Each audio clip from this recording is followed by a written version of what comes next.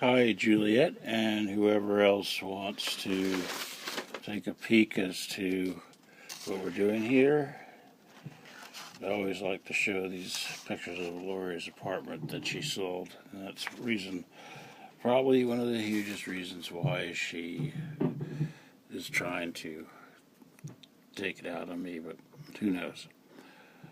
Alright, we left off in January, and this email is from January 22nd. This is 10 days before she takes me to court to declare she doesn't want me to ever be around Juliette or her again. Now listen to these emails. Okay? And what's funny about January 22nd is it would also be the last time I ever saw Juliette. So, something happened. What happened? What happened in 10 days? Because let's go over November, December, or January up to now. Can you see any huge problems, complaints, fights, anything? Shut up, cats. Shut up, you two. Stop it. Stop playing. Stop fighting each other. Hey, stop fight. Stop it. Stop it. Cats. So, one of the big things that is important is that there was going to be a huge snowstorm on the 23rd of January. And she writes to me, "Hi, Lyle. I get to work longer on Saturday. It's an overtime." I would like to point out that snowvertime is a word I invented for overtime because of snow. But anyway, she can feel free to use it. She writes, "Can you get Juliette home, please?" Now, she's asking me to take her home on Friday night. Certainly not Saturday, because if it was Saturday, my car would be under 3 feet of snow. Back to the email. "I'm hoping we won't get dumped on, and that will be easy for you to drive her." Well, saying, well, if we don't get that much snow, maybe I could take her the next day, but whatever. She writes, "Many thanks. Also, there is one day in mid to late February where Juliette will be invited to a birthday party on a Saturday. So if she wants to go to it, I'll let you know. Just give you a heads up. Thanks." Well, she gave me a heads up that I'm going to miss another day with my daughter and never get that time back. She writes, "Thanks." She writes, "How are you feeling? How have you recovered from your cold Juliette gave you?" "No, I'm still pretty sick." I write, "Slept all day yesterday. Broke away until Wednesday. Broke anyway until Wednesday. Well, I guess my sickness finished on Wednesday." And she writes, "You have enough soup for the weekend in case we do get dumped on? Can you drive Juliette home on Saturday night?" All right. Now, she didn't specify Friday or Saturday night. She just wanted me to take Juliette home because her car would be buried in snow, and she's not going to dig her car out. She wants me to dig my car. All right. But that's okay. Yeah. There's nothing to go to court about. I write, "Yeah, I can drive her home. We'll stop by a Stop and Shop tonight. I think I have $50 left." Oh, and Lori says, "Already a lot of the shelves are empty." And I say, "I have just about everything I need." And she says, "Okay, well, good to hear. Hopefully we won't have to worry about the bad snowstorm much in our area." That is on the 22nd, the last day I would ever see Juliette. So what happened? All right. Now, remember when Juliette, Lori, your mother, was saying that I said that there was something wrong with you or something like this? We had been discussing by telephone because we didn't want you to hear about how we were going to break it to you that we were going to take you to a psychiatrist. And I tried to tell her that everybody's got problems. Everybody has things. They go to therapists, psychiatrists. We all have things we need to work out. And this email would end up in court. Funny thing about my emails in court, they were not read. Only one sentence or half sentence of them were read. I had a talk with her. This is me emailing on the 23rd.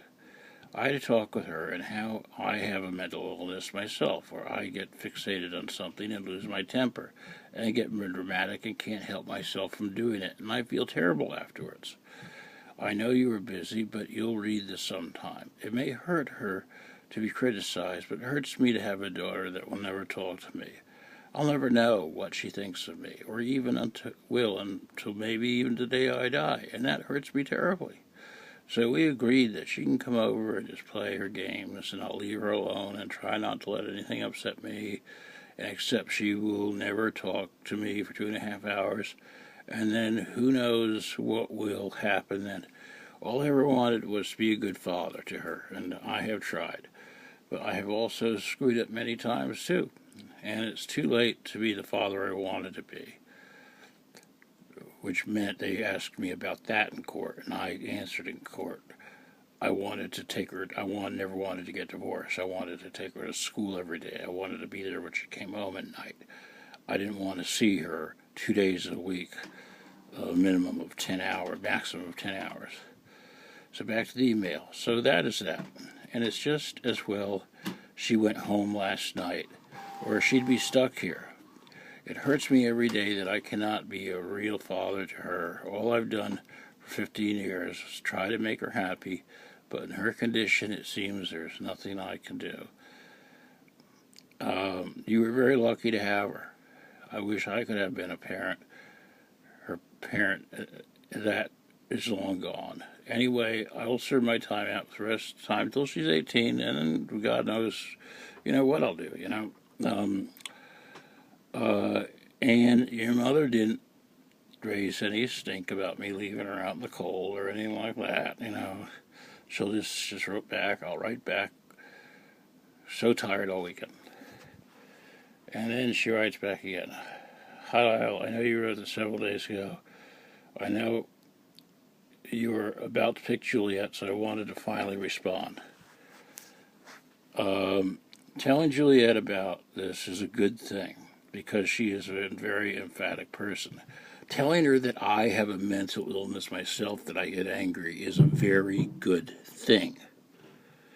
And I should know that there's a pattern, and I should ignore any nasty emails you send me and wait until you get past the episode. Your mother is completely aware of my behavior patterns, how I get angry. I get over it, and I apologize, and then I put it aside. That's just the way I am. And right there, she is telling me that she knows that, and that's how she reacts. So she writes more. So consider telling Juliette about that this is a good thing. That I should tell her that everybody has problems and everything. But please don't expect her to feel sorry for you. That's different from empathy. One of the things that your mother confuses is empathy and sympathy. She continuously has them backwards. Of course, she writes, of course it's very painful for Juliette when she's criticized. She got into middle school. That made her retreat into herself, and she does not trust people in general due to the terrible way that criticism makes her feel. Hold on a second, I'm off the email now. I'm thinking to myself, Lori told me she was never bullied. Okay, Lori writes, so just imagine her own dad piling criticism on her. It will not prompt her to react. Quite the opposite. It will make her retreat into herself. Well, I told her that. I told Lori that. I'm off the email. That's a symptom of social anxiety disorder. She writes, if she doesn't feel safe, accepted, allowed to be herself, then she goes into her own thoughts and she won't interact. So I guess she must do that with Lori, with your mother, as well as with me. Additionally, the teen years are the worst for parent-child communications. Think back to when she was little. You used to tell her things that inspired her. Now that she is a teen, I would just say to accept that. This is a terrible parenting strategy. You should always tell her things that encourages her. I'm off the email. How on earth can your mother say that? She writes, she doesn't want to listen to our inspiring stories. She listens to mine. Sometimes I tell a story and she isn't even listening, or she's listening and she'll never admit it, or she'll say she's already heard that story before. I just keep talking till my story's over. I don't take it personally when she is a brat in that way. Your mother's calling you a brat. I feel she will talk to you after the teen years. Just make her feel safe when she's with you. That is, knowing you won't pressure her and criticize her. I can see asking her to help with something specific. Ask her to take a break for a half hour and help you out. But she has an intense need to persevere whatever task she's doing. I tell her when she is finished with whatever she's doing, I need to talk to her.